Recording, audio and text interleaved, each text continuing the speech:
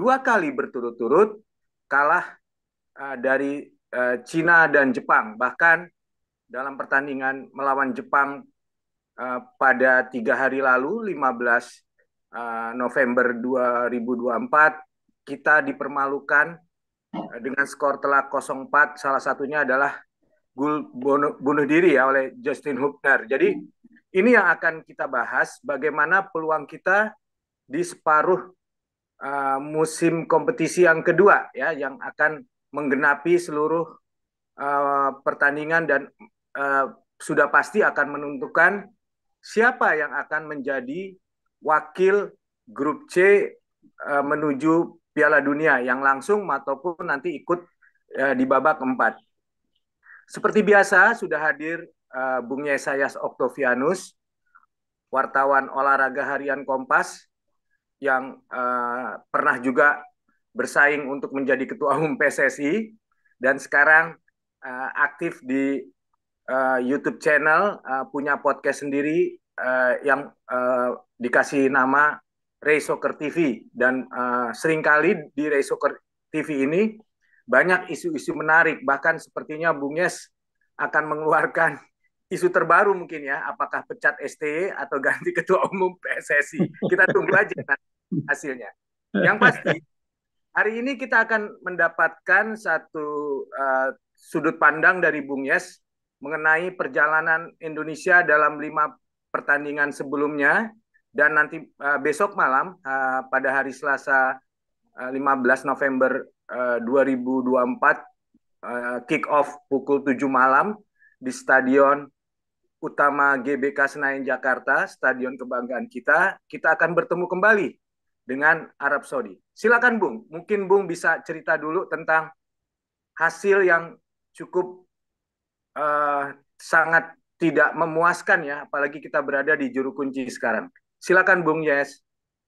Ya, terima kasih untuk bergabungnya para partisipan, netizen yang juga tetap setia bersama NNC News ya. Dan ini mungkin kali kelima kita berdua, dan saya harap semua partisipan tetap setia bersama NNC juga. Bung Abi, sebetulnya kalau ada diksi tadi cukup itu saya tidak sepakat. Bukan cukup, memang mengecewakan gitu loh. Bukan cukup mengecewakan, tapi mengecewakan ya. Oke, oke, Karena bagus. kalau kita lihat hitung-hitungan poin dari 5 pertandingan harusnya maksimal 15 poin. Itu kalau kita menang. Tapi memang kondisi menang 5 pertandingan sangat mustahil ya. Tapi juga jangan sampai hanya dapat 3 poin dari kemungkinan 15. Itu sama aja kita kalah 4 kali, menang sekali. Tapi ternyata kita kalah 2 kali dan 3 kali draw. Itu hasil yang mengecewakan. Bukan cukup mengecewakan, tapi memang mengecewakan ya. Karena kita semua berharap tidak demikian jadinya. Tapi ya itu realitas yang sudah terjadi dan kita harus menerima. Tapi bagaimana sekarang kita menjadikan kegagalan sementara itu untuk menatap ke depan menjadi lebih baik. Karena masih ada setengah perjalanan lagi, 5 pertandingan yang akan dijalani oleh Jai Itzat dan teman-teman. Dan kita berharap dari 5 pertandingan ini minimal bisa menggapai 3 kemenangan yang menghasilkan 9 poin. Sehingga kalau total nilai maksimal kita ada di 12 poin dan ada peluang untuk menjadi peringkat keempat. Ya, kalau tidak bisa peringkat dua lolos langsung mendampingi ya Jepang lah. Kita harus sepakat semua ya bahwa Ya, Jepang memang ada di peringkat teratas nantinya.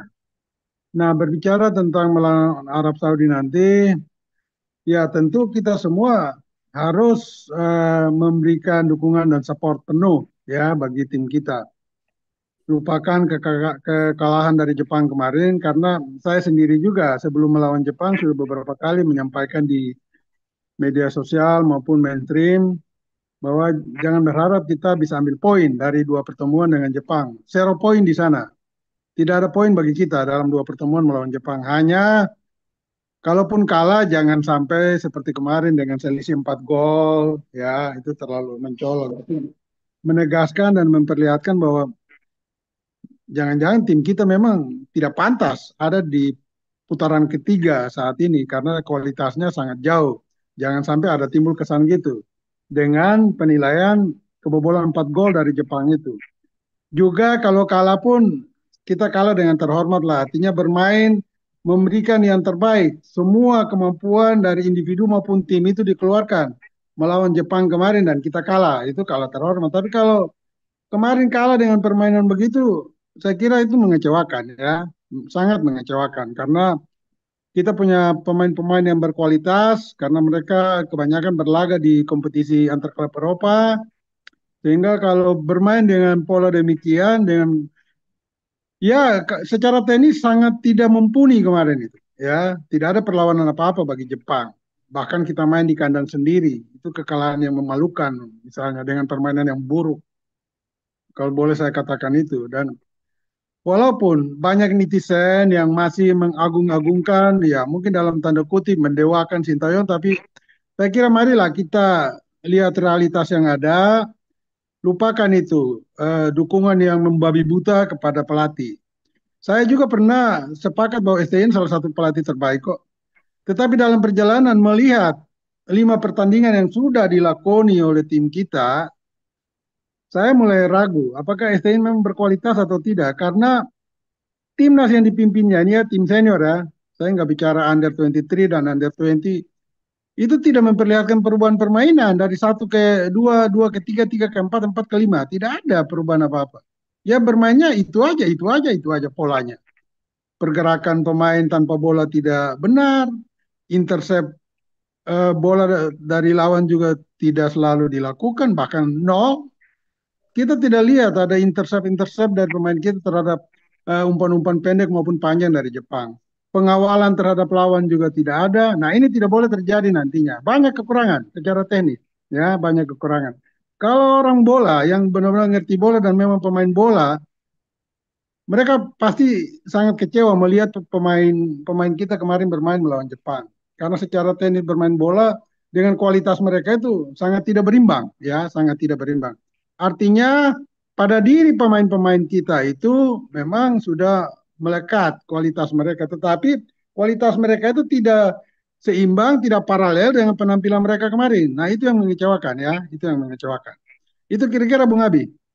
Ya, Bung, saya sepakat ya bahwa sampai saat ini pelatih STY belum menemukan uh, the best timnya ya.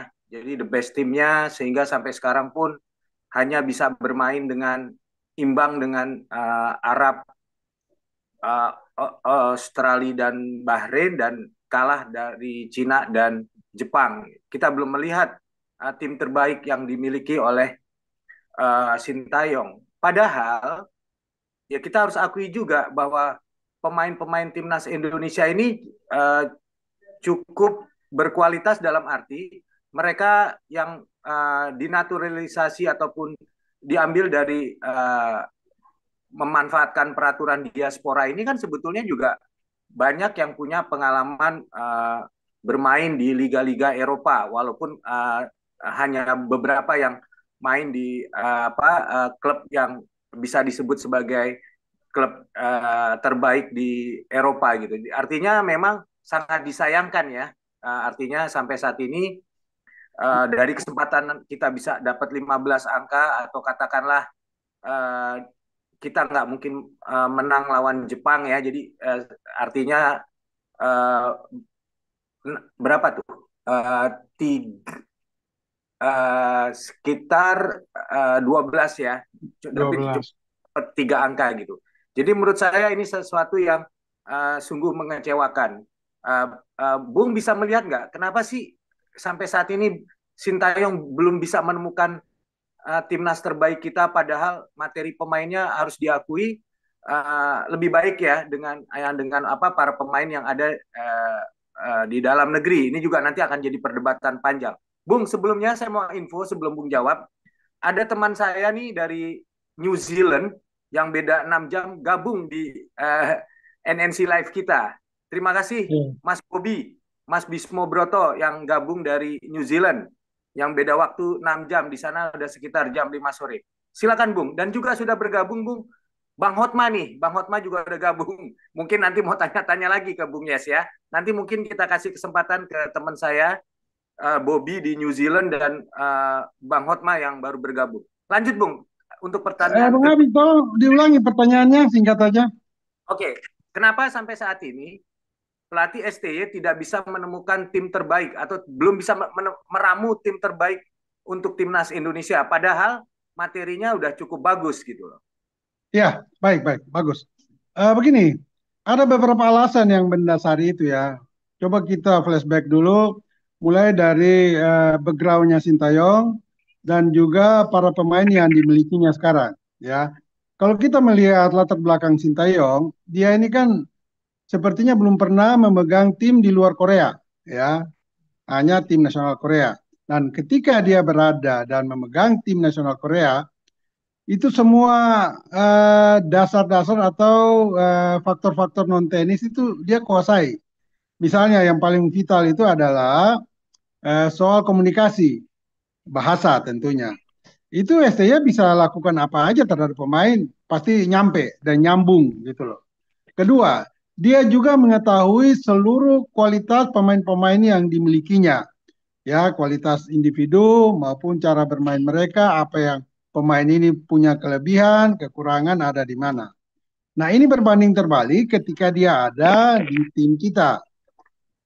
Faktor bahasa yang menjadi alasan paling urgen di sini ya, ya paling urgen. Juga kemudian sampai pada saling pengertiannya. Nah, kalau bahasa saja tidak nyambung, bagaimana dia mau mendalami kualitas pemain-pemain keturunan kita itu? Karena harus ada pendekatan emosi, pendekatan pertemanan, pendekatan pelatih dan pemain itu dilakukan di luar lapangan. Misalnya ketika contoh ya Martin Paes kemarin melakukan blunder, itu dia harus panggil empat mata duduk. Mengapa kamu lakukan itu? Kamu kan tidak biasa melakukan. Apa yang salah dengan kamu? Itu salah satu contoh yang harus dibangun oleh STY lewat komunikasi. Tetapi ini semua menurut saya mustahil terjadi di tim kita. Karena pertama faktor bahasa, ya faktor bahasa. Kedua, apakah STY berani melakukan itu terhadap pemain-pemain keturunan yang mungkin juga mereka tidak sepenuhnya, tidak 100% respect terhadap Sintayong, ya. Karena bagi mereka ya, mereka datang ke sini itu dibawa oleh PSSI dan pemerintah Indonesia. Bahwa kemudian pelatihnya Sintayong, mereka nggak peduli mau siapapun dia. Nah kebetulan itu adalah Sintayong. Dan Sintayong menurut saya tidak sepenuhnya dalam tanda petik menguasai para pemainnya. Terutama pemain diaspora, pemain keturunan ini. Disitulah mungkin kesenjangan yang terjadi sehingga STY menurut saya sudah mentok untuk membangun tim ini menjadi lebih baik. Tetapi kalau ada pelatih-pelatih yang ya mungkin saja karena kita lihat mayoritas pemain kita ini datang dari negeri Belanda, kalau ada pelatih yang juga dari Belanda, ini mungkin akan lebih cair, ya lebih cair, cair dalam komunikasi antar pelatih dan pemain, pemain dan pelatih. Karena kalau komunikasi itu terbuka dan berjalan lancar dan mulus, antara seorang anak dan bapak dan anak itu kan pasti ada komunikasi yang elok, ya. Mungkin anak juga mau curhat langsung kepada bapaknya, dia bisa datang langsung bicara empat mata. Tapi itu apa? Itu terjadi dengan tim yang sekarang. Apakah seorang Jai Ises bisa datang ketok pintu kamar STY lalu curhat? Saya kira tidak mungkin terjadi itu. Tidak mungkin. Atau sebaliknya, apakah STY berani memanggil Jai Ises ke kamarnya dia lalu bicara empat mata? Tidak mungkin. Pasti ada orang ketiga di sana. Dan orang ketiga ini juga kita lihat tidak nyambung dalam posisinya sebagai penerjemah karena dia adalah akademisi ya, bukan orang yang berlatar belakang pemain bola. Nah, ketika STY harus berbicara teknis, pakai bahasa-bahasa teknis sepak bola, itu pasti penerjemah ini tidak menjalankan apa yang dimaui oleh STY 100%, ya. Karena pasti dia tidak nyambung itu memakai bahasa sepak bola itu. Nah, hal-hal kecil ini semua yang menjadi alasan paling utama mengapa STY tidak maksimal membangun tim ini menjadi lebih baik dari satu pertandingan ke pertandingan yang lainnya. Begitu Bung Abi. Oke, Bung, menarik, Bung. Ini apakah artinya kalau nanti hasil buruk besok malam melawan Arab, kita hanya bermain imbang atau eh, maaf-maaf ya, eh, sampai kalah gitu, apakah SPY harus kita pecat dan kita bikin tagar pecat SBY? Oh sorry, SBY. STY. Sorry, sorry. Ya, ya, ya, ya, ya. STY, Bung. Eh, saya sebetulnya sampai dengan hari ini, H-1 sebelum melawan Arab Saudi, saya masih respect dengan STY. Dan saya sepakat dengan Bung Abi, kita kasih kesempatan esok Selasa. Ya, Apakah dia bisa memberikan hasil terbaik dan penampilan terbaik dari tim kita? Karena kalau menang juga hanya menang asal-asalan, menang keberuntungan juga menurut saya tidak bagus untuk menatap pertandingan-pertandingan berikutnya ya. Kita harus menang itu mutlak. Tidak ada pilihan draw apalagi kalah. Ya. hmm. Mutlak harus menang. Ya, Dan kedua harus dengan penampilan yang meyakinkan. Kalau menang asal-asalan bukan tidak mungkin melawan Bahrain dan Cina kita akan terganjal lagi. Kalau tidak uh, draw ya mungkin kalah ya. Kalau kita menang dengan Arab Saudi tidak meyakinkan. Itu semua harus dihitung. STY itu sudah diberikan segalanya oleh pemerintah kita dan federasi, PSSI. Sekarang kita minta dia memberikan yang terbaik bagi kita gitu. Ya tentu dengan kemenangan, poin demi poin, poin penuh untuk mencapai minimal 12 poin pada laga ke-10 nanti, laga terakhir. Jadi sekali lagi kita tunggulah lihat Selasa esok. Kalau tidak menang, pecat STY. Saya setuju bikin tagar. ya, Pecat STY. Tidak ada lagi tawar-menawar. Selesai. Selesai. Pecat STY dari tim nasional senior. Bahwa PSSI kemudian mau memakai dia tetap di federasi, mungkin sebagai direktur teknik, tetapi hanya membawahi pemain under 23 ke bawah. Bukan senior. Senior selesai bagi STY. Tidak ada tawar-menawar karena jelas dia gagal. Dia gagal. Kalau dari 6 pertandingan tidak bisa berikan satu kemenangan pun, untuk apa kita pakai dia? Sudah bayar mahal, bahkan yang terakhir juga 5 atau 6 bulan lalu dia datangkan pelatih penyerang dari Korea, itu kan pasti ada kosnya, ya pasti ada hitung-hitungan dengan federasi.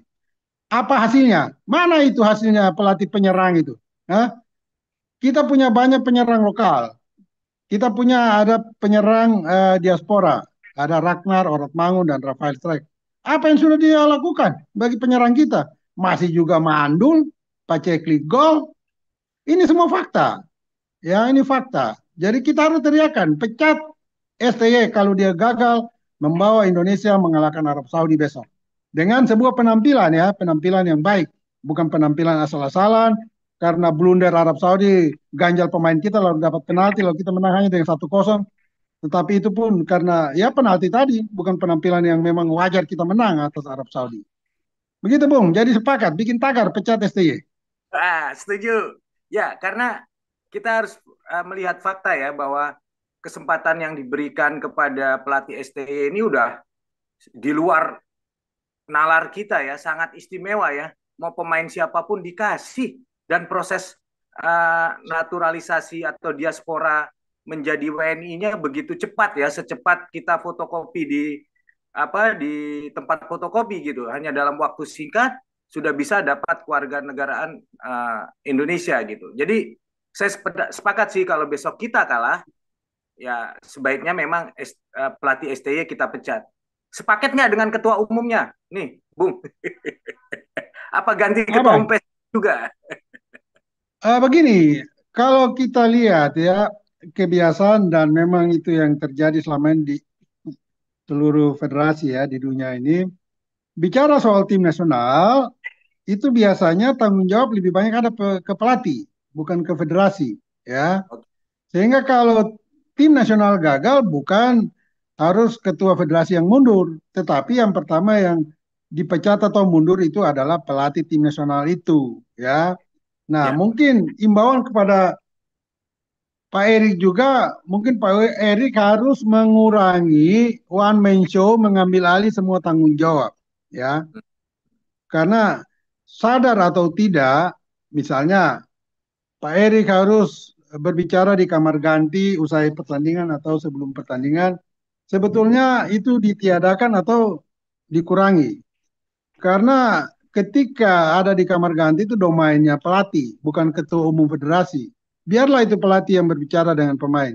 Ya, tapi sekali lagi kita semua nggak tahu apa yang terjadi dalam kebijakan PSSI dan juga kebijakan tim nasional. Apa mungkin ada kesepakatan khusus antara Erick Thohir dan Sintayong bahwa ketua umum juga berhak memberikan pengarahan di kamar ganti? Ya mungkin ini terjadi, tapi menurut saya ini keliru. Keliru. Cara seperti ini diambil Erik keliru. Kembalikan kepada itu domain pelatih. Nah, dan pelatih harus mengoptimalkan, memaksimalkan waktu di kamar ganti untuk berkomunikasi dengan seluruh pemain secara elok dan secara bijak. Bahkan manajer tim juga harus berfungsi. Ya, kita tahu di sana manajer tim Pak Sumarji. Beliau juga harus berbicara itu. Karena di kamar ganti itu domain manajer dan pelatih, bukan domainnya ketua umum federasi. Itu tidak boleh terjadi lagi. Kalau Pak Erik mau ngomong, mungkin di hotel nanti, kumpulkan semua pemain, baru dibentak-bentak, dimarahi, kalau bila perlu digampar, digampar. Ya, mengapa tidak? Kita lihat ya contoh, eh, di klub saja seperti Manchester United, ketika dipegang oleh Sir Alex Ferguson, itu David Beckham kurang terkenal apa? Kurang hebatnya apa? Dia punya follower, punya penggemar di dunia nih jutaan. Tetapi bagi Sir Ferguson, kau adalah pemain saya, kau tunduk terhadap saya. Apa yang saya bilang kau ikuti. Ketika Beckham mau mencoba-coba membantah melawan dia, dia lempari itu sepatu ke kepala Beckham itu. Pecah itu keningnya kan. Itu klub, itu klub. Bagaimana seorang pelatih bertanggung jawab terhadap klubnya. Kalau ini tim nasional, seorang Martin Paes kemarin membuat blunder yang seperti pemain amatiran. Pertanyaan saya, usai pertandingan apakah STY marah-marahin Martin Paes? Saya kira itu tidak akan terjadi. Karena apa ya? Karena pertama komunikasi dan wibawa STY tidak ada di mata pemain itu. Menurut saya itu yang terjadi. Sehingga tidak mungkin dia akan marahi, apalagi bentak-bentak, apalagi sampai pada gampar. Ya, kita tahu Bung Abi, budaya Korea, baik utara maupun selatan, mereka itu sangat disiplin. Itu dulu pertama. Kedua, mereka sangat menghormati dan menghargai senioritas dan yang lebih tua, ya, atau pimpinan. Saya pernah di Kompas dulu meliput tenis meja dan pelatih tenis meja nasional kita datang dari Korea. Ada Korea Utara juga ada Korea Selatan. Dan tidak segan-segan pelatih Korea itu meraih habis itu pemainnya, bentak, tinggal sedikit lagi dia gampar itu. Tapi kalau soal gampar menggampar, di atlet Korea sendiri mereka sudah kenyang dengan tamparan pelatih itu di cabur apapun. Kalau mereka gagal, pelatih Korea pasti gampar, tendang. Bagi mereka itu wajar karena memang atletnya tidak memberikan sesuatu yang terbaik sesuai harapan karena dia lebih tahu, dia yang bina pemain. You punya kemampuan 100% tapi you keluarkan hanya 60, ya pantas digampar lah, pantas dimarahi. Nah Hmm. kemarin apakah pertanyaan Martin Paes lakukan blunder itu dimarahin? Tidak, pasti tidak berani. Atau juga Pratama Arhan yang ada peluang begitu, juga Ragnar Orotmangun. Dua peluang yang harus menjadi gol. Apakah STY lakukan itu kepada mereka? Bentak mereka, marahi mereka. Duduk situ bicara. Mengapa kau lakukan itu? Itu tugas pelatih, tugas STY. Bukan habis main lah, sudah. Hanya garuk-garuk kepala, muka asam. Pulang, tidur. Menyesal. Tidak begitu. Pelatih lokal kita juga kalau dia menangani tim, pasti dia marah habis itu. Terhadap tiga orang itu. Martin Paes, Ragnar, sama Pratama Arhan. Karena ulah ketiga orang itu ya kita gagal dalam sebuah permainan yang mengecewakan. Begitu Bung Abi. Oke, Bung. Makin menarik. Satu lagi, Bung. Sebelum kita tanya jawab, Bung. Eh, saya sih sependapat ya bahwa eh, di luar pelatih dan eh, tim manajer tidak seorang pun bisa masuk ke ruang ganti ya. Itu yang terjadi di banyak timnas negara lain gitu. Sampai kemarin ada drama foto Ketua Umum PSSI sedang merenung setelah kekalahan 0-4 melawan Jepang. Atau mungkin kemarin itu Ketua Umum PSSI nggak boleh masuk ke ruang ganti, Bu. Bagaimana Bung Abi? kemarin kan ada foto beredar Ada ketika video, kita, video. ya enggak foto, ada foto juga Ya. ketika kita setelah kalah 0-4, ketua umum PSSI itu berada di luar apa kamar ganti para pemain. Apakah itu sudah ditutup pintunya sama pelatih STY dan tim manajer atau gimana? Mungkin Bung dapat cerita itu. Yang pasti kalau di luar ya sering terjadi, tapi kalau di dalam juga sudah terjadi. Itu kan bukti video itu. Erik lagi Ya, ngomong, memberikan pengarahan, bahkan narasi-narasi yang sangat kesal, kecewa terhadap pemain di kamar ganti kan. Nah itu ya. terjadi. Jadi menurut saya ada cerita juga tentang timnas kita di tahun 2000-an kalau nggak salah. Awal 2000-an.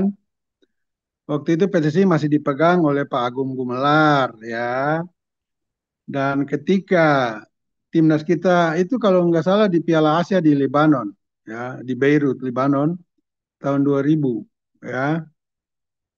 2000 itu lalu ada manajer tim meminta Pak Agung supaya kalau Bapak berkenan boleh ke kamar ganti berikan pengarahan pada pemain kita, baik sebelum atau sesudah pertandingan. Apa jawab Pak Agung?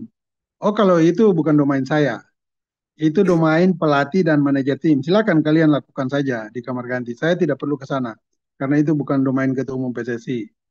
Nah, menurut saya karena Pak Agung itu memang backgroundnya latar belakangnya pemain bola dan beliau mengerti itu sehingga memang beliau menghindari untuk hadir di kamar ganti pemain.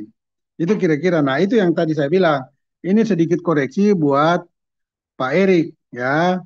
Kalau Erik lebih menyadari fungsi dan tanggung jawab dia, sebetulnya tidak usah lagi lah datang ke kamar ganti.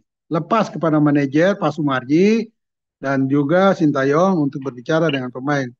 Mungkin Pak Erik kemudian bisa melakukan pertemuan dengan pemain ya usai mereka ada di stadion, di hotel ya silakan. Silakan di situ bisa. Begitu Bung Abi. Oke, baik, Bung. Jadi tadi karena ada sempat gangguan teknis, contohlah eh, Pak Agung waktu jadi ketua umum PSSI ya, dia tidak pernah mau Ya, masuk ke ruang ganti pemain karena dia tahu itu haknya pelatih timnas dan manajer timnas. Saya ya, buka pertanyaan, Bung. Pertama dari Bang Hotma dulu nih. Bang Hotma udah gabung. Kedua silakan. dari teman saya di Selandia Baru, uh, Bobby. Dan Ya, ketiga, kebetulan ada pengagumnya Bung Yes juga nih, yang kebetulan ya. kakak saya, Oki. Jadi silakan Bang Hotma dulu. Silakan Bang Hotma. Oh ya, terima kasih. Lagi, Saya mohon lagi maaf Bung tadi Hotma. Iya, Bung Yes, mohon maaf. Ya, Tadi saya, loh kok belum on gitu. Apakah ya. nggak lebih ini, Mas Abi nggak lebih dulu yang di luar negeri kita dulu kan dari saya? Oh, boleh. Dia ini juga pembaca NNC di New Zealand nih, Bang Hotma Oh, nih. iya Oke, iya Mas Bobby silakan iya. dari New Zealand. Mas Bobby, bentar saya coba sapa lagi ya. Iya, Oh, silakan Mas Bobby. ya kalau saya sih setuju dengan pendapat Pak Yesaya. Kalau emang kalah ya udah pecat aja. Cuman itu aja sih kayaknya. Setuju ya? Ayolah, ayolah Mas Bobi. Sudah jauh-jauh dari Selandia Baru. Ngomong yang panjang juga nggak apa-apa kok. Keluarin aja unek-uneknya. Nggak ada yang marahin kita kok. Olahraga Oke, itu Iya, bebas ngomong. Kalau politik nanti ditangkap sama pemerintah nanti. iya, silakan Bob. iya Hah? Iya Silakan itu silakan. menurut Pak Yesaya benar. Kalau udah kalah ya pecat aja. Udah keluar kos banyak. Apa yang diinginin udah diiniin, dikabulkan semua. Kalau mainnya sampai begitu ya udah ganti aja. Kalau menurut saya. Saya Nah, setuju secara dengan Pak teknis, Oke, Yesaya. Hah? secara mantap. teknis, Makasih gimana? Mas Bobi. Ya, Ada yang mau tetap ditanggapi setia Bu? ya Mas Bobi sama NNC. Ya, siap. Banyak ini Oke, penggemarnya, Pak. Cuman lagi Bagus, pada kerja bagus. soalnya. Iya, iya, iya, iya, iya. Iya. ntar kita cari waktu yang pas ya.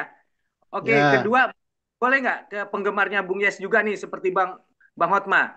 Mas Oki, silakan Mas Oki. Terima kasih Mas Abi. eh Bung Yesayas. Wah ini ya Mas saya Oki. merasa serasa membaca Kompas ini di masa lalu ini. Lihat ulasan. Ya, ya, Jadi ya, ya. saya penggemar Bung Yesayas, Bung Valens Doy itu nama-nama yang saya selalu cari, selalu saya baca Ya, itu. ya, Valens Nah, Valens Doy itu suhu saya itu.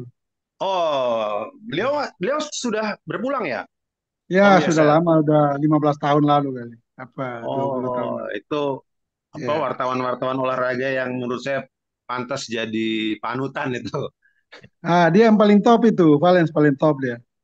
Oh, waktu itu foto foto dari Bung Arbain selalu kalau ulasan dari Bung Valens ya. Ya, Nah, ini tadi yang disampaikan oleh Bung Yesayas menurut saya memang sangat tepat bahwa bagaimana mungkin terjadi komunikasi yang efektif antara pemain dengan coach seandainya dari sisi bahasa saja mereka sudah terkendala. Saya ya, juga jadi berpikir sebagus apapun pelatih ketika mereka tidak bisa memberikan eh, direction secara langsung itu pasti langsung. akan berkurang ininya apa namanya Betul. efektivitasnya. Jadi saya juga Ya, jadi berpikir ulang ini benar juga ini kita saya mungkin selama ini termasuk yang sangat apa namanya memfavoritkan STY tapi ulasan Bung Yesayas pagi ini benar-benar membuka mata saya bahwa ini nggak bisa terus dibiarkan gitu bahwa mungkin kita cari pelatih-pelatih yang lebih bisa berkomunikasi secara efektif langsung gitu loh. Mungkin ya, Gus Hiding atau siapa mungkin bisa jadi opsi itu. ya, Nah, tapi memang keberadaan Erik menurut saya lepas dari perannya yang kadang-kadang berlebih dengan masuk langsung kemudian memberikan instruksi ini kan membuat pemain agak bingung saya rasa. Jadi ya, memang perlu kita apa pertahankan Erik tapi dari sisi apa ini yang lebih dibatasi gitu. Kita ya, harus akui bahwa peran YBS, peran beliau juga cukup kuat dalam arti relationship beliau sangat bagus dengan asosiasi-asosiasi di luar, dengan FIFA, dengan Infantini juga cukup kuat. Nah, mungkin kita kalau peran Erik bisa lebih dikurangi dari sisi internal ke dalam, kemudian lebih fokus keluar, saya pikir itu akan jauh lebih sehat dibanding kondisi saat ini. Mungkin itu sementara eh, apa yang saya ingin utarakan ini. Kembalikan peran Erik ke apa namanya ke eh, apa namanya ke peran yang lebih lebih sehat. Karena menurut saya gini, beliau berpendapat bahwa akses selama ini dengan keberadaan pemain itu tidak lepas dari tangan beliau kan. Dia yang juga eh, berhubungan dengan foto-foto salaman beliau dengan pemain-pemain eh, naturalisasi kan selalu jadi ini apa viral. jadi pertanda bahwa itu sudah ada kesepakatan. Nah, itu yang kadang-kadang membuat ketika dia sudah menjadi bagian dari timnas, Erik juga masih merasa dia sebagai PIC pemain tersebut. Nah, ini yang mungkin harus dilepas, diserahkan kepada manajer gitu. Jadi kan area locker itu menjadi area yang tidak bisa diakses anytime oleh ketua PSSI, Pak. Yes, saya. Mungkin itu masukan dari saya. Oke. Bung Abi, saya tanggapi Mas Oki dulu ya. Tahan dulu, Bung. Sekalian Bang Hotma ya. Oke, Biar silakan. Oke, Bang Hotma, silakan Bang Hotma. Oke, terima kasih. Salam kenal buat Om Bobby yang di New Zealand ya. Sehat selalu. Juga Om Oki yang barusan. Luar biasa analisisnya dan masukannya. Em, Ya itu sama saya tadi kayak Bung Oki. Kalau ketemu Bung Yes ini, waduh, kayak baca Kompas dulu gitu. Em, Kalau bicara ini kan topiknya melawan Saudi Arabia hidup mati ya. Kalau saya lihat catatan kualifikasi yang sudah mereka lalui ya, dengan 6 poin. Walaupun mereka away, yang pertama waktu melawan Cina ya 10 September, mereka bisa menang kok 2-1. Jadi ini bukan main-main, walaupun di GBK ya Pak, yang Bung Yes ya. Yang Iya, kedua, betul. mereka away lawan Australia 14 November, mereka 0-0 gitu. Artinya Saudi Arabia nggak juga bisa gampang kita kalahkan seperti euforia kita harus ya. Makanya tadi ketika Bung Yes bicara ini sudah harus apa bicara ke belakang layar gitu, bukan hanya pemain ini saja gitu ya. Kemudian juga kalau saya lihat catatan-catatan yang ada di apa eh, berseliweran gitu, 15 kali Indonesia ketemu Arab Saudi nggak pernah menang kita. 4 kali kita draw, 11 kali kita kalah. Ya, Ya, coba nanti saya mohon dikoreksi Bung Yes. Artinya ya. Saudi Arabia itu bukan apa ya, nggak sembarangan gitu. Jadi persiapan sampai tadi Bung Yes cerita harus ini udah ke apa ini ke belakang layar ini. Jangan sampai yang tidak terlibat ikut-ikutan, yang malah apa yang terlibat langsung malah tidak fokus, ya, seperti itu ya. Jadi pertanyaan saya satu, Bung Yes. Tadi Bung Yes juga cerita ada blunder pemain kita kemarin, ya masa apa nahan bola nggak bisa dan lain sebagainya. Apakah kita nanti berharap besok mau main hujan atau main kering, Pak, melawan Arab Saudi ini? Itu satu ya. Yang kedua saya lihat ini kerah bajunya Bung Yes ini warna orange apa dari Van Bronckhorst ini? Dari ini. Kok kalau kerahnya udah Ah, orange itu mulai. Silakan. itu Van Persie, tanda-tanda, Van Persie. Iya, kayaknya ada tanda-tanda tanda pelatih Belanda yang harus datang gitu. pelatih basic tas dari Turki nih mau datang apa? Itu Silakan, sudah. Bung Yes. Iya, Van Bronckhorst. Bung, silakan Bung, tanggapi dari Bobby, Oki, dan Bang Hotma. Silakan. Tadi dari Mas Bobi udah kayaknya ya, mungkin dari Mas Oki kali ya. Mas Oki, saya Ya, terima kasih. Mas Oki semakin luas wawasan dan Iya. rendah hati dalam melihat dan menilai kinerja tim nasional kita lebih khusus eh, Erick Thohir dan Sintayong gitu loh. Ya memang saya juga sama dengan Mas Oki, salah satu orang yang sebelum ini sangat keras dengan Sintayong. Tetapi sampai dengan pertandingan kelima dia belum memberikan satu kemenangan pun saya mulai ragu. Sehingga saya coba berpikir ulang, mengoreksi ulang. Ternyata memang Sintayong menurut saya sudah mentok. Karena alasan-alasan non teknis tadi ya. Ya, karena mau apa lagi Sintayong kita harapkan dari dia. Semua sudah diberikan kepada dia. Nah, tentang Erick Thohir, betul sekali. Mungkin Pak Erick ini harus lebih lebih apa ya, lebih rendah hati mendengar juga masukan-masukan terutama dari media ya, dari media untuk mengoreksi kinerja dia. Dia dalam satu sisi saya kira ada benarnya, artinya Erik ini masuk ke PSSI ke sebuah lembaga, sebuah wadah, sebuah empang yang memang sangat kotor gitu loh. Nah, Erik coba memotong Kompas, mengambil alih secara one man show ya. Semuanya ditabrak sama dia. Nah, semuanya ini yang memang ada kekeliruan di sana.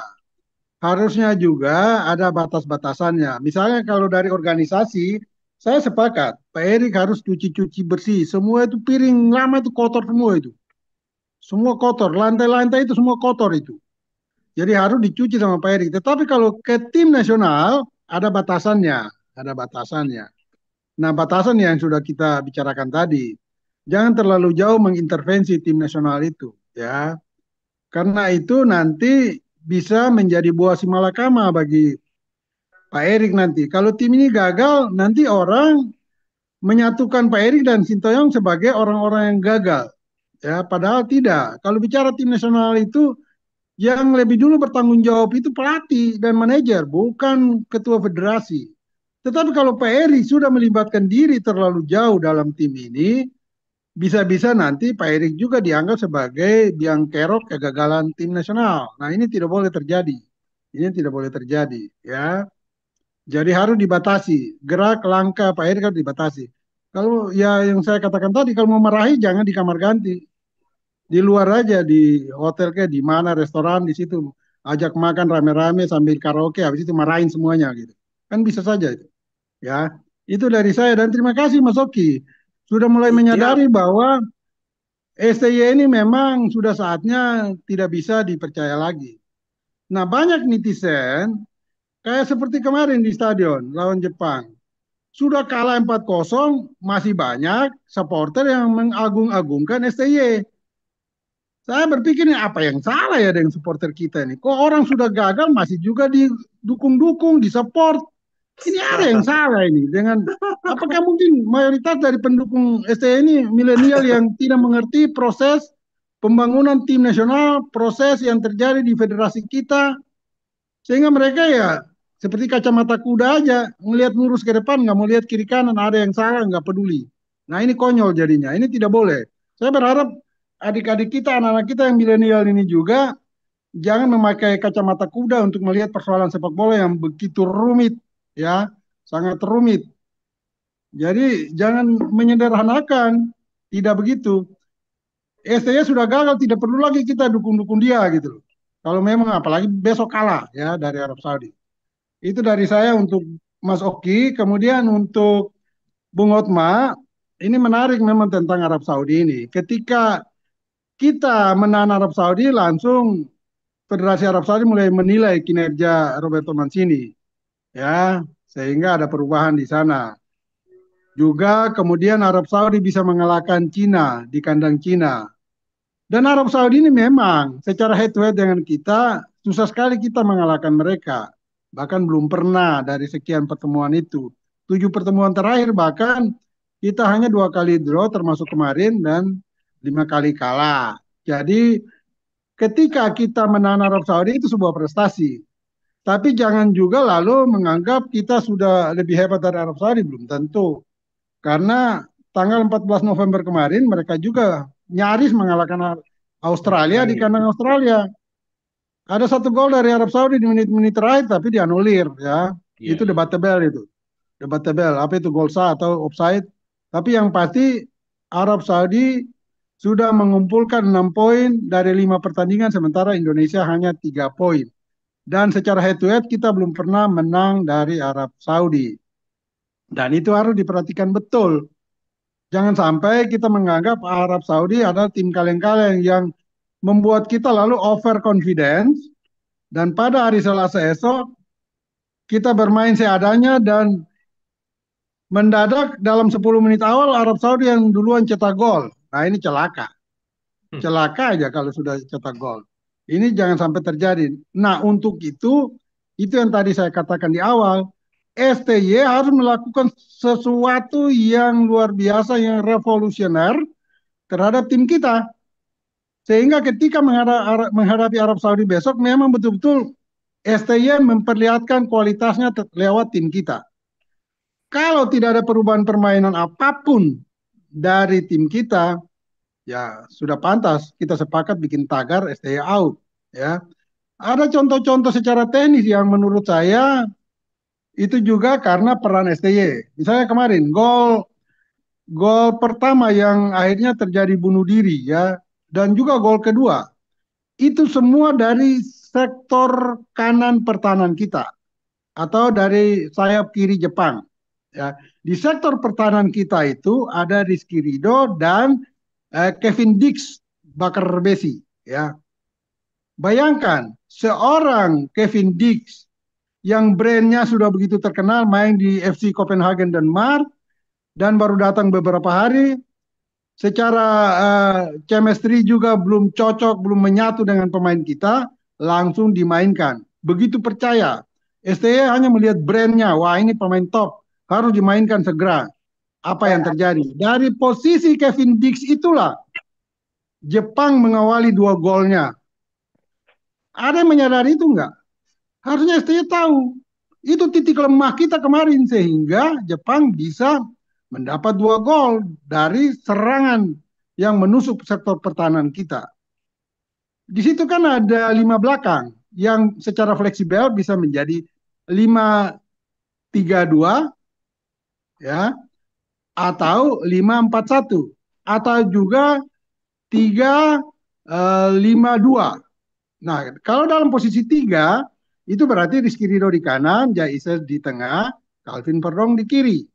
Tetapi kalau di format 5 belakang, ya tentu ada Rizky Ridho dan Kevin Dix di kanan, ya kemudian Jais tengah, dan di kiri ada Justin Hapner dan Calvin Verdong.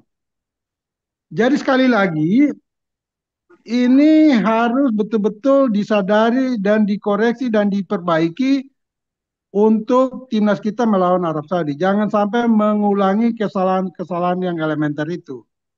Begitu Bung Otma. Makasih. Ya, satu lagi, kita main di Ya. hujan atau kering lebih bagus? Pertanyaan saya Oh tadi. iya, yang main hujan itu ya. Kalau melihat kondisi kita, kemampuan kita untuk bermain di lapangan becek, hujan dengan Arab Saudi, mungkin lebih sedikit menguntungkan kalau hujan. Karena jelas di Arab Saudi itu jarang bermain di bawah hujan. Ya kan? Sehingga tentu akan mempengaruhi mereka Iya, kalau iya. lapangan itu becek. Kalau kita pemain Eropa sudah sering main di Eropa, hujan lah pasti. Nggak hujan aja lapangan basah karena cuacanya memang dingin. Iya kan? Kalau pemain lokal kita udah nggak usah dikatakan lagi. Bahkan sering main tarkam kok di lapangan yang tidak ada rumput, bahkan becek semua. Jadi kalau bikin pilihan, mungkin kalau hujan lebih baik, sedikit menguntungkan. Tetapi oke lah, kalau sudah tim kelas-kelas tim nasional mungkin tidak banyak berpengaruh ya. Begitu, Bung. Makasih, Oke, terima kasih. Ya.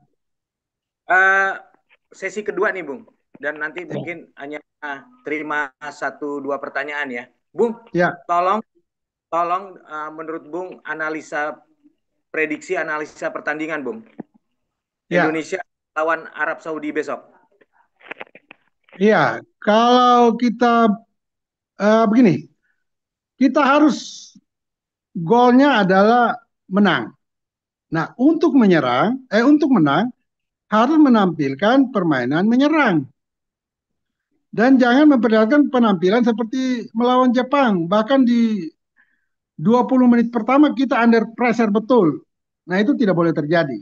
Jadi Sintayong harus mengubah taktik, strateginya, dan paling utama harus bermain menyerang. Untuk bermain menyerang, dia harus mengoptimalkan pemain-pemain yang bernaluri menyerangnya sangat kuat. Ya, siapa dia di sana, STY lebih tahu. Dia harus paling tidak tetap suka dan tidak Justin Hubner dan Ragnar tetap dimainkan karena kita mengejar kemenangan sekarang. Jangan dulu memainkan pemain lokal yang selama ini lebih banyak dicadangkan bahkan tidak main seperti Yakob Sauri kemarin. Saya tidak mengunderestimate Yakob Sauri, tetapi sebetulnya dia tidak pantas kemarin bermain sebagai starter. Ya, mengapa tidak memainkan Sandy Walsh langsung? Ya, Sandy Walsh baru masuk ketika menggantikan Kevin Dix. Ya, toh? Harusnya dimainkan saja karena dia memang selama ini lebih banyak dimainkan bahkan sebagai starter. Nah, jadi untuk melawan Arab Saudi, pertama kita harus bermain menyerang, total menyerang. Ya, total menyerang. Tetapi juga hati-hati dengan serangan balik Arab Saudi. Karena mereka juga sudah pasti menyiapkan itu. Dan mereka sadar, main di kandang lawan, apalagi Indonesia, mereka juga harus menyiapkan senjata pamungkasnya. Mungkin itu serangan balik, karena mereka tahu pasti Indonesia mengejar kemenangan, dan kemenangan itu harus diraih lewat sebuah permainan menyerang. Nah, di lini belakang, hati-hati betul, jangan sampai melakukan kesalahan seperti melawan Cina. Lewat counter attack, ada bolong sana sini. Bahkan pengambilan posisi untuk menerapkan perangkap offside itu pun tidak pas. Nah, itu terlihat ketika lawan Cina. Ada Calvin Verdong yang masih tertinggal sehingga pemain Cina itu lolos dari perangkap offside. Dia bisa mencetak gol dengan mudah. Siapapun yang dimainkan, tetap saya memberikan penekanan pada pemain yang lebih kuat dalam naluri menyerang. Dan itu harus dituntaskan. Dan mereka harus mengeluarkan semua kemampuan terbaik. Ya, jangan lupa juga ketika Arab Saudi mendapat bola-bola mati, misalnya sepak pojok atau tendangan sudut atau free kick, langsung ke jantung pertahanan kita. Hati-hati untuk bola-bola atasnya. Ya, karena mereka lebih banyak pemain yang tingginya di atas rata-rata 170 cm sehingga mereka bisa memanfaatkan keunggulan tinggi badan itu untuk mendapat gol lewat sundulan. Nah, ini juga harus diantisipasi betul. Dan kembali saya mengulang untuk kesekian kalinya, penyerang kita jangan lagi membuat blunder, menyia-nyiakan peluang yang di kotak penalti lawan. Ini tidak boleh lagi, ya tidak boleh lagi. Tapi ya STY harus lebih tahu lah dari kita, dan dia harus melakukan itu, memberitahukan kepada pemain untuk semua kekurangan yang mereka lakukan kemarin untuk tidak diulangi, tetapi memberikan yang terbaik bagi tim kita nanti. Begitu Bung Adi, Bung Abi. Ya, baik Bung. Satu pertanyaan dari Mas Widi sebelum nanti Ya, kata penutup dari Bung Yes. Silakan Mas Widi.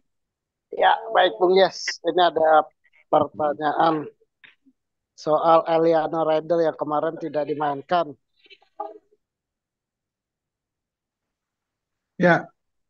Ya, kenapa Eliano kemarin tidak dimainkan? Pendapat Bung Yes ini seperti apa sih sama STY?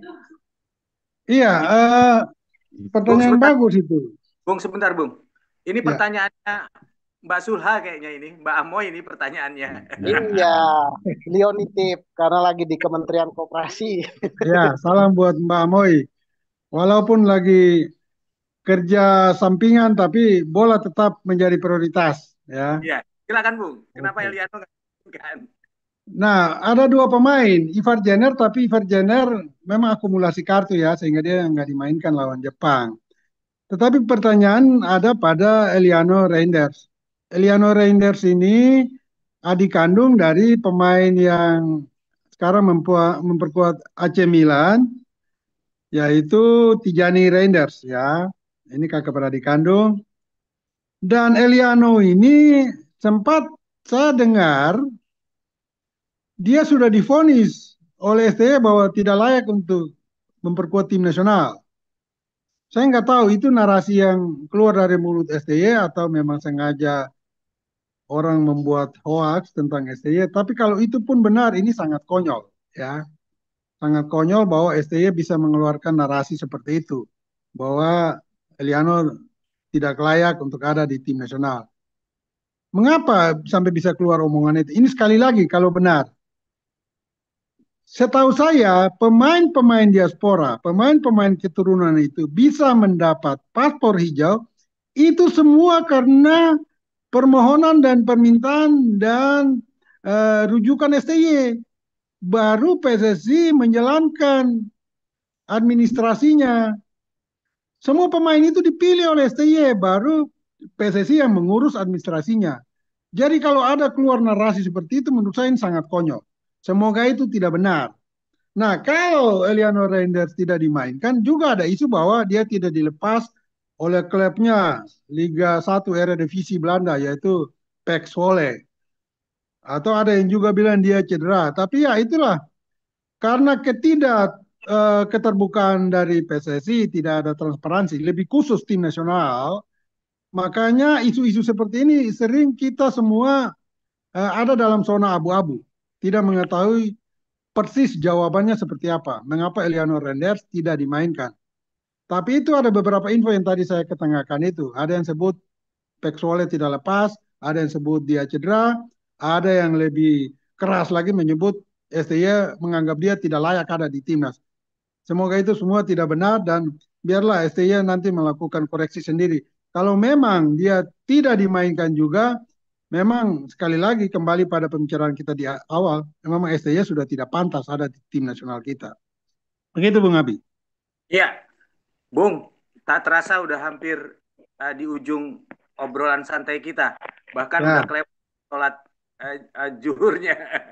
ya, Oke, satu seperti biasa sebelum kita menutup acara, kita minta kalimat penutup dari Bung Yes untuk obrolan santai kita tentang pertandingan Indonesia melawan Arab Saudi yang akan berlangsung besok dan akan menentukan kelanjutan timnas Indonesia dan nasib STY ya. Jadi kalau kalah kita tadi udah setuju bahwa pecat STY dengan tagar apa Bung tadi Bung? STY STY out. out. Kalau draw gimana Om Yes? Kalau draw? draw juga STY out. STY ya keras ini. Harus menang kok kalau Bung Yes. Oke Bung. Ya, Silakan Bung. ya. makasih Bung Abi. Iya, tadi ada terlewatkan dari saya, ada salah satu isu atau apa ya, politik lah katakan ya, isu non tenis. Mungkin tidak banyak orang juga menyadari bahwa dengan Indonesia menaturalisasikan mayoritas pemain diaspora memperkuat timnas dan juga dunia sudah tahu bahwa antara Erick Thohir dan Infantino, Presiden FIFA itu ada terjalin hubungan yang sangat dekat. Nah, karena alasan-alasan ini, lalu Federasi Asia AFC ya AFC menganggap ya mungkin dalam tanda petik Indonesia ini jadi keras kepala, ya, jadi besar kepala, ya, jadi sombong. Sudah menggandeng Infantino, jadi seakan-akan AFC sudah tidak dianggap. Iya Nah, itu. lalu muncul analisis spekulasi bahwa ini bukan tidak mungkin AFC juga sudah ikut berperan untuk dalam tanda petik membunuh Indonesia, ya. Indonesia dikerjai supaya tidak lolos ke Piala Dunia. Dan itu kita lihat dari hasil-hasil yang dipetik oleh timnas. Lawan Arab Saudi, golnya tidak dilihat VAR, lawan Bahrain kita harus menang, dibikin sampai kita tidak menang, ya, and so on and so on. Dan bukan tidak mungkin besok pun kita dikerjai, ya, karena ada skenario besar itu. Ya, mudah-mudahan itu tidak benar. Tapi kalau kita merenungkan lagi secara dalam, bisa juga itu menjadi benar. Karena akumulasi dari perjalanan tim nasional kita itu memperlihatkan itu semua. Ya. Nah, oke, untuk komentar hasil besok, ya saya dan kita semua berharap harus menang. Karena peluang untuk menang memang ada. Dan kita jangan sombong, ya. Raih dulu kemenangan, baru sombong. Jangan sebelum main sudah sombong, ya. Sehingga kita bisa menggapai hasil itu, ya, menang. Dan menang harga mati. Itu kira-kira Bung Abi. Oke, terima kasih banyak Bung Yes. Terima kasih semua sudah ikutan dari uh, obrolan kita pagi ini. Bahkan ada satu teman di New Zealand menyempatkan untuk ikut karena dia ingin dapat keyakinan bahwa Indonesia harus menang. Kalau seri atau kalah, STY out atau pecat STY. Teman-teman, sebelum kita akhiri, mohon dibuka videonya karena kita akan foto bareng. Mas Abi, Mas nanti setelah setelah Partai Indonesia Arab, sepertinya perlu bikin lagi sesi seperti ini nih, untuk kita melihat biar perkembangan yang terjadi. Mas Oki, kita Ya, bikin sebentar aja. Jadi kita prediksi aja. Kalau udah ketahuan hasilnya kurang menarik untuk dibahas. nggak, maksudnya membahas siapa pelatih berikutnya nanti. Oh iya, iya. Nanti mungkin setelah ada keputusan dari PSSI aja, apakah stay out atau masih tetap dipakai, itu mungkin baru kita akan Iya, iya. diskusikan. Bung Yes, tapi itu saya satu poin. Ruud van Nistelrooy kan nggak dipakai itu di MU setelah Ruben Amorim masuk. Saya pikir bisa itu kita bawa ke sini ya.